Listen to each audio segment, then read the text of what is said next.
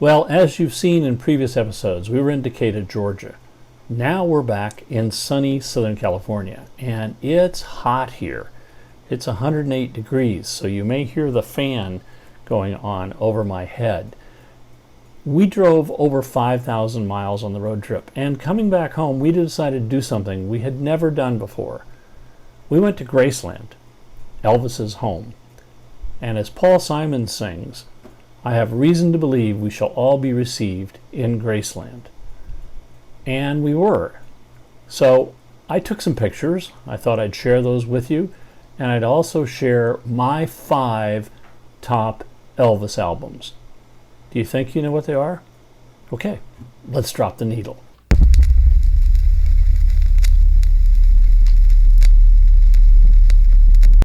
Now, I must admit, when I was young, I really liked Elvis. Now, he was a little before my time, but man, did he have a voice and a presence. However, like everybody my age, Elvis had to take a back seat when the British invasion and the Beatles hit. Now, Elvis had a prolific recording career. He recorded 23 studio albums, 7 live albums, 12 compilation albums, 18 soundtracks, 24 box sets, and over 107 albums have been released since his death. That's quite a feat for the king. So here we are at Graceland, Elvis's home, and I'm standing outside the front door.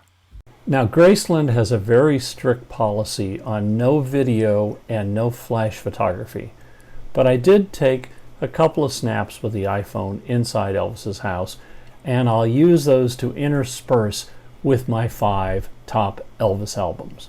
The first room you enter is the living room, with its custom-made 15-foot-long sofa.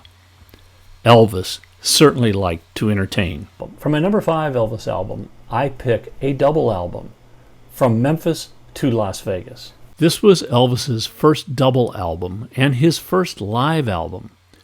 Released in 1969, it peaked at number 12 on the Billboard charts. The first album was recorded during one of his concerts in Las Vegas, and it rocks. In fact, I used to play this record a lot on LA radio when Elvis wasn't really considered that cool. I would tell my audience, pay attention to the bass player, Jerry Sheff, particularly when they do Suspicious Minds. He steals the thunder from Elvis.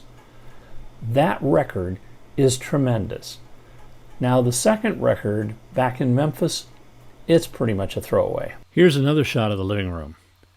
As I said, Elvis liked to entertain, and Graceland was apparently always full of people. This is the dining room. Notice Elvis and Priscilla's wedding china on the table. For my number 4 Elvis record, I'm going to pick the NBC TV special, The Comeback Album. Elvis had spent forever making mediocre movies, but in 1968 he roars back to claim the king of rock and roll with a TV special that's often referred to as his comeback special and an album.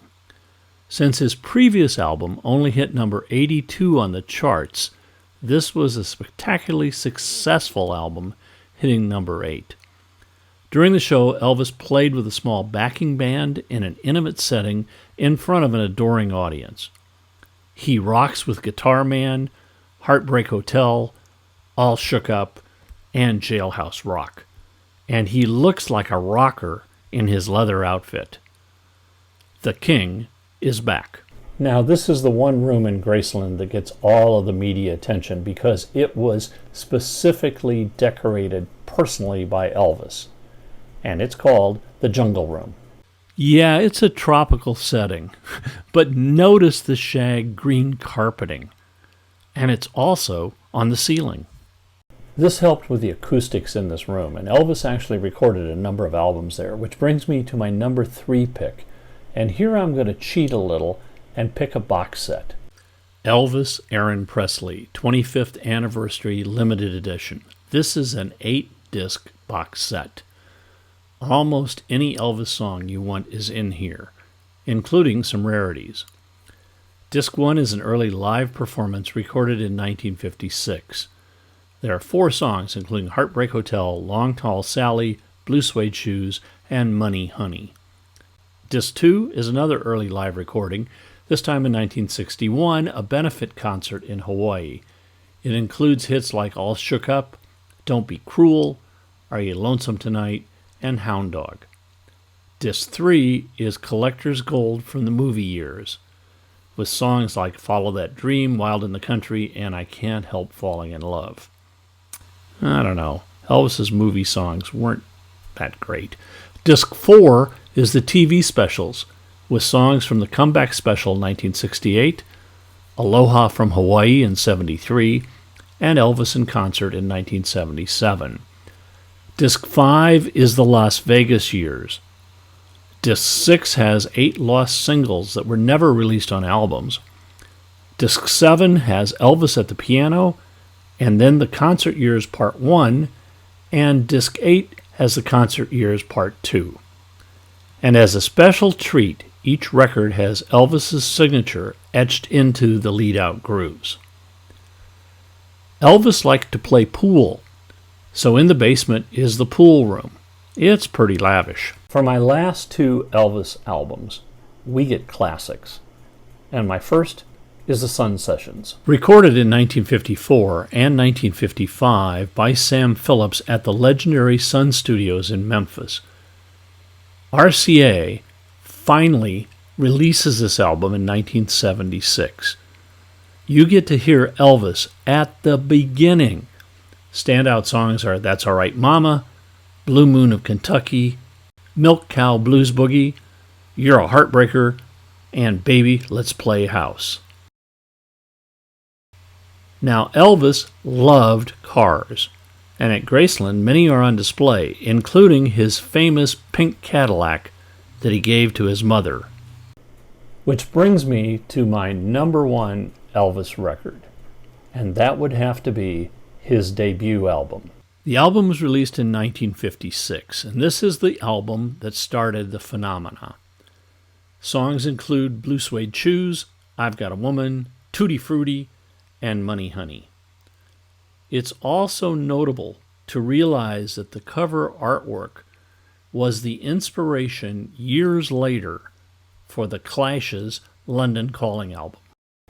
Those are my top 5 Elvis Presley records, and I'm not even going to talk about soundtracks. But I am curious as to your top 5, so leave me comments down below. It'll be fun to read. In the meantime, if you're ever in Memphis, go see the King's Digs. It's kind of fun. And until then, keep a rockin'. And as Elvis used to say, thank you. Thank you very much. If you liked this episode, hit the like button. And you can also leave me a comment down below, and I'll respond to you. If you subscribe, we'll let you know when future episodes come out. Most of the albums that I talk about can be found at your local vinyl store or on eBay. Individual songs most likely are on Spotify, Apple Music, or Amazon Music, or even some on YouTube.